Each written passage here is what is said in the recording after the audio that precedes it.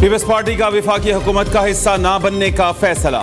हम वजारत उज़्मा या कोई वफाकी वजारत नहीं चाहते। वजीर आजम की कुर्सी पर बैठना मेरी जिद नहीं है। जो भी वजारत उज़्मा का उम्मीदवार होगा उसे वोट देंगे। आसिफ अली जरदारी हमारे सदारती उम्मीदवार होंगे। बिलावल भुट्टो जरदारी का ठट्ठा में जल्द से में वाज़े ऐलान। चेयरमैन पीपल्स पार्टी ने पाकिस्तान खप्पे का नारा भी लगा दिया। कहा कि इलेक्शन नताइज पर सब जमातें सरापा एहतजाज हैं। सूरत हाल यही रही तो मुल्क आगे कैसे चलेगा। पुरतशद्दुद एहतजाज से मुल्क और जमहूरियत को नुकसान होगा। एहतजाज के नाम पर मुल्क को आग नहीं लगा सकते। मौलाना फजलुर रहमान और पीर पगारा को कड़ी तनकीद का निशाना बनाया। बोले अपने आप को मौलाना कहने वाले का ढिठाई से झूठ मजाक है। एक पीर साहब नस्लों से पीपल्स पार्टी से हारते हैं। कुछ शक्लें ऐसी हैं जो धांधली के बगैर नहीं जीत सकती। कई हलकों में फॉर्म 45 के मुताबिक जियाला उम्मीदवार जीता, लेकिन ऐलान मुस्लिम लीग नून, MQM या PTI के आजाद उम्मीदवार की जीत का हुआ। मुझे कहा गया है कि 2 साल हमें दें, फिर आप वजीर आजम बने। मैं ऐसे वजीर आजम नहीं बनूंगा, अवाम के वोट से बनूंगा। विफाक और सूबों में हुकूमत साजी के लिए पीपल्स पार्टी नून लीग में राबते। जराए के मुताबिक PP का नून लीग को विफाक सूबाई हुकूमतों का मामला अलहदा रखने का पैगाम। पीपल्स पार्टी ने तजवीज़ दी है कि सूबाई हुकूमतों का मामला मरकज से अलहदा डील किया जाए। पीपल्स पार्टी की नून लीग को सूबों में ताउन की मशरूत पेशकश। नून लीग बलोचिस्तान हुकूमत साजी में ताउन करे। पीपल्स पार्टी पंजाब हुकूमत बनाने में नून लीग से ताउन करेगी। नून लीग के जवाब के बाद आइंदा का लाहे अमल तय होगा। उधर दोनों जमातों की कोऑर्डिनेशन कमेटियों की अगली नशिस्त कल फिर होगी।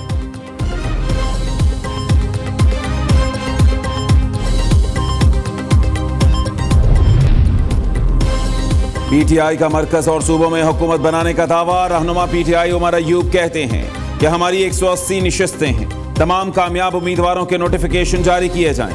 कराची में MQM ने हमारी 18 से 19 सीटें चुराई। हमारी कराची की तमाम नशिस्तें फुल 4 वापस की जाएं। इंतखाबात में तहरीक इंसाफ को 3 करोड़ से ज़ायद वोट मिले। आज भी तहरीक इंसाफ के कारकुनों को लापता किया जा रहा है। पुलिस मुख्तलिफ मुकदमात में हमारे लोगों को उठा रही है, दबाव डाल रही है। तहरीक इंसाफ का इंतखाबी नताइज में तब्दीली की अदालती तहकीकात का मुतालिबा।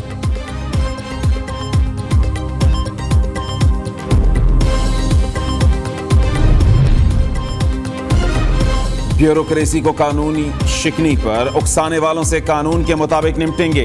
ब्यूरोक्रेसी को धमकियों का मतलब रियासती निज़ाम में इंतशार पैदा करना है, जिसकी खुली छूट तबाही को दावत देना है।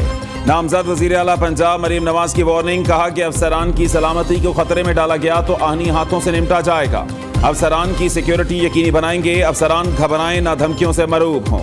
कानून के मुताबिक अपने फ़राइज़ अंजाम दें। उनकी सारी बैकग्राउंड भी सामने आ चुकी है कि क्या उनकी बैकग्राउंड है। और 9 दिन जो खामोश रहे, नहीं बोले। अगर उनको इतना एतराज़ था या उनका ज़मीर इतनी मलामत कर रहा था कि वो खुदकुशी पे उतर आए थे, तो 9 दिन पहले जो है बात करते, बजाय इसके कि 9 दिन के बाद जो है बात करके अपनी जो सारी स्टेटमेंट जो है वो इब्तिदा में ही मशकूक बना दी गई कि ये एक आफ्टर थॉट है और ये एक किसी मंसूबे के तहत जो है वो हुआ है। नून लीग का साबिक कमिश्नर रावलपिंडी के इल्जामात पर सख्त रद्द-ए-अमल। हकाइक अवाम के सामने रख दिए। ख्वाजा आसिफ कहते हैं अगर मुस्ताफी कमिश्नर का ज़मीर इतना ही मलामत कर रहा था तो 9 दिन खामोश क्यों रहे। झूठे इल्जामात की हकीकत खुलकर सामने आ चुकी है। मलिक अहमद खान का कहना है कि बगैर किसी सबूत के इल्जामात लगाना PTI का वतीरा बन गया। ये उसी साजिश की कड़ी है जो पहले भी मुतअद्दिद बार की गई। अता तारड़ कहते हैं कि ROs और DROs पर मर्जी का बयान लेने के लिए दबाव डाला जा रहा है। बेबुनियाद इल्जामात लगाने वालों को सख्त सजा मिलनी चाहिए। अज़मा बुखारी बोली कि कमिश्नर ने प्रेस कॉन्फ्रेंस से पहले मियां असलम इकबाल से मुलाकात की।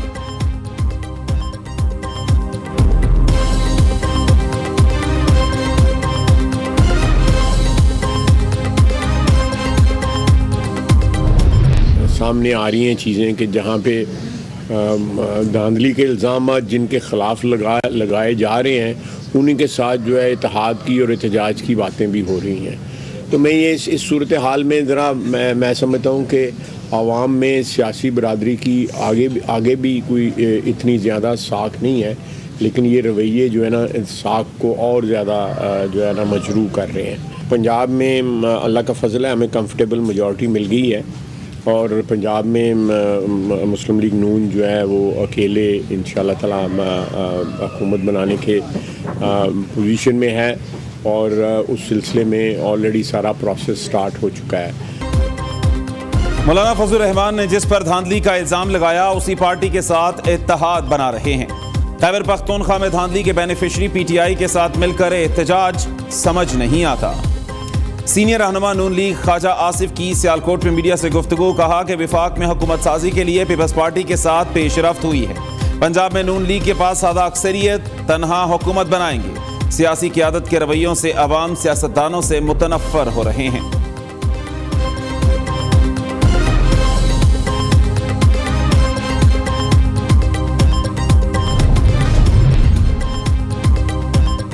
लाहौर में पीएसएल की टिकटें ब्लैक में फरोख्त। कज़ाफी स्टेडियम के बाहर फजल महमूद इंक्लोजर की 2000 वाली टिकट की ब्लैक में फरोख्त। पुलिस की मौजूदगी में टिकट्स ब्लैक में फरोख्त करने वाले गिरोह ने न्यू न्यूज की टीम को देखते ही दौड़ लगा दी।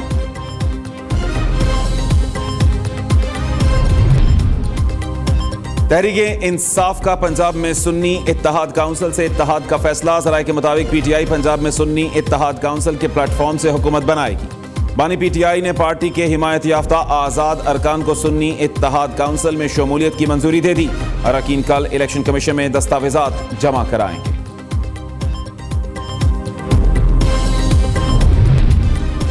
बलोचिस्तान का अगला वजीर आला कौन होगा, नाम अभी तक फाइनल ना हो सका। वजारत आला के लिए पीपल्स पार्टी के मुतादिद उम्मीदवार सामने आ गए। सरफराज बुगटी, सनाउल्लाह ज़ाहरी, सादिक इमरानी भी वजीर आला बनने की दौड़ में शामिल। सिंध के वजीर आला मुराद अली शाह ही होंगे या कोई और, पीपल्स पार्टी की क़यादत अभी तक फैसला ना कर सकी।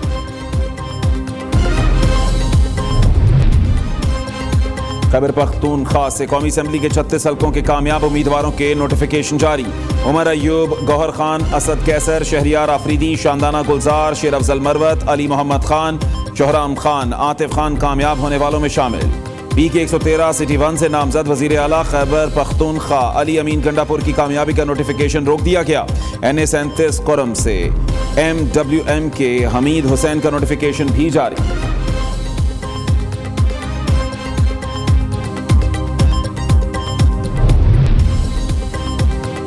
RPO रावलपिंडी सैयद खुर्रम अली रुखसत पर बैरून मुल्क रवाना। तर्जुमान के मुताबिक RPO रावलपिंडी 2 मार्च को वापस आएंगे। RPO का इजाफी चार्ज CPO रावलपिंडी को दे दिया गया। रीजनल पुलिस ऑफिसर 15 दिन की रुखसत पर इंग्लैंड रवाना हुए।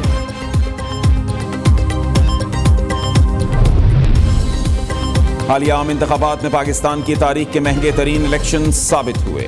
हर वोट पर औसतन 2522 रुपए खर्च हुए। कौमी और 4 सूबाई असम्बलियों के इंतखाबात पर मजमूई तौर पर 1,52,65 करोड़ 91 लाख से जायद अखराजात आए।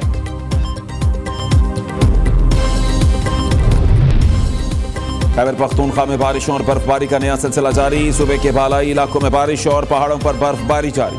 सवात और मालम जब्बा में 1 इंच बर्फ पड़ी। वादी लीपा के मुख्तलिफ मकामात पर 1 से 2 फीट तक बर्फबारी। मरी में भी बर्फबारी का इम्कान। लोयरदीर, पिंड दादन खान, कुंदिया और चकवाल में भी वक्फे से बारिश। सूबे में सर्दी की शिद्दत में इजाफा। इस्लामाबाद, रावलपिंडी में भी वक्फे से बारिश। लाहौर में भी बादलों के ढेरे। ठंडी हवाएं चलने से सर्दी फिर से बढ़ गई।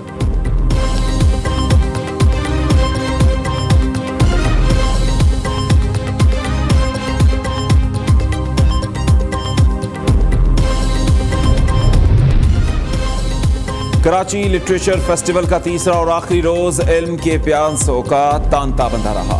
फनकारों, अदीबों, सियासतदानों, तलबा समेत मुख्तलिफ शोबों से ताल्लुक रखने वालों की बड़ी तादाद में शिरकत। आखिरी रोज फेस्टिवल में 30 से जायद सेशंस और 11 किताबों की रोनमाई। शुरका ने इलेक्शन, माहौलियात, अर्बन इशूज पर बातचीत के सेशंस को खूब सराहा।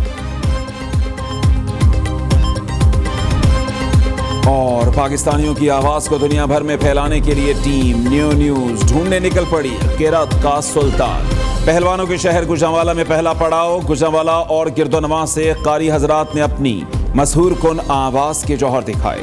गुजरांवाला से 8 कारियों ने अगले मरहले के लिए क्वालिफाई कर लिया। 9 साला नन्हे कारी की सहर अंगेज आवाज पर सब सुभानुल्लाह के उठे। रावलपिंडी क़िरात के सुल्तान का अगला पड़ाव।